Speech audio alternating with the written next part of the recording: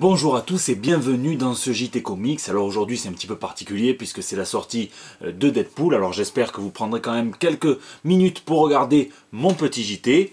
Je vous avoue que j'adorerais avoir autant de spectateurs et autant de fans que Deadpool, mais pas sa gueule parce que ressembler à un testicule de lépreux, finalement c'est pas trop mon kiff.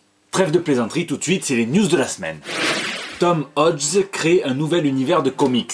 Alors j'entends souvent les gens se plaindre à propos de DC, de Marvel, dire qu'ils ne savent pas vraiment par quel bout rentrer dans cette continuité vieille de 70 ans. Continuité massacrée, bafouée, laminée, violée, ravagée, écrasée, bref, j'en passe. Et si je comprends tout à fait que ces univers soient attirants, parce qu'on voit tout simplement leurs héros de partout, sur les affiches, dans les films, dans les séries, sur les slips, je vais pas vous la refaire, eh bien je réponds toujours que la meilleure alternative reste les autres univers de comics, puisqu'il en existe.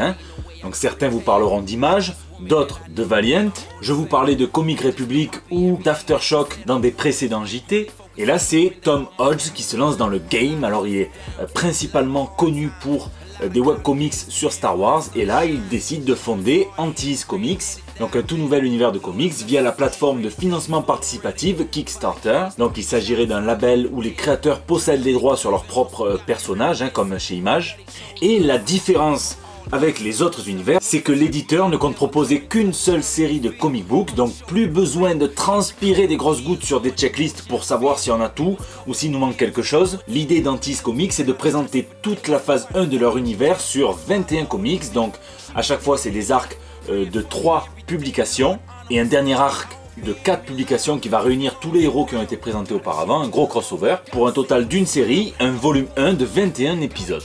Donc les 3 premiers numéros seront consacrés à ce mystérieux Midnight qui semble pas trop kiffer les lézards. Et moi je peux vous assurer que ce projet m'intrigue énormément et c'est pas sûr que j'y mette pas mon petit billet dessus.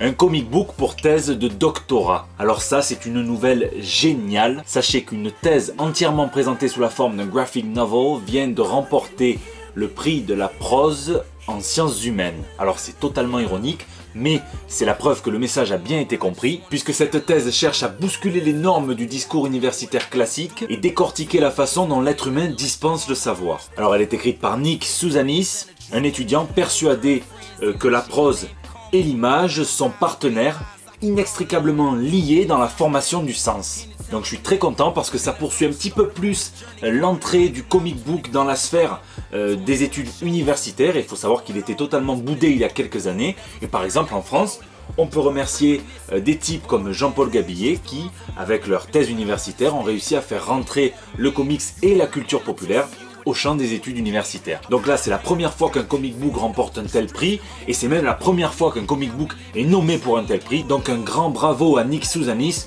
Congratulations, buddy. Deadpool. Parce qu'il fallait tout de même qu'on parle un petit peu de lui. Vous savez que le personnage de Deadpool est très récent. Il a été créé en 1991 dans New Mutants 98 par Rob Liefeld et Fabian Nicieza. Et une très récente interview de Rob Liefeld dans le New York Times a déclenché un bordel pas possible. Je vous dis, il a quand même fini par minimiser le rôle de son collègue co-créateur de Deadpool en disant « Si un concierge avait écrit le scénario de New Mutants 98, alors il serait aussi le co-créateur de Deadpool. Et ouais, c'est comme ça que ça marche mon pote. » Et au lieu de s'en sortir, il signe son arrêt de mort et il s'enfonce peu à peu dans la tombe. Deadpool n'existerait pas sans moi, sous aucune forme. J'ai choisi Nicieza et il a su tirer les bénéfices du ticket gagnant Liefeld. C'est un très bon parti pour lui. Le bordel qu'il a mis, oh là là là là là là. Dan Slott, qui est écrivain pour Marvel, scénariste de Spider-Man, a immédiatement dit à Liefeld que c'était un coup de pute. Liefeld a dit que beaucoup de propos avaient été sortis de leur contexte, qu'il s'agissait d'un article à charge contre lui. Nicieza, qui n'a pas voulu réagir au début, a finalement tweeté et dit que tout allait bien et que les deux papas de Deadpool souhaitaient simplement que vous alliez voir le film au cinéma. Et je me demande si au final c'est pas ça la morale de l'histoire.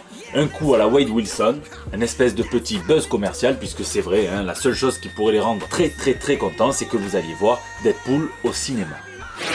La French Geek Movement s'installe à Aix. La French Geek Movement, c'est une putain d'association aixoise qui inaugure ses locaux à Aix-en-Provence, et il se trouve que j'ai eu la chance d'être invité en tant que référent comics. Eh ouais!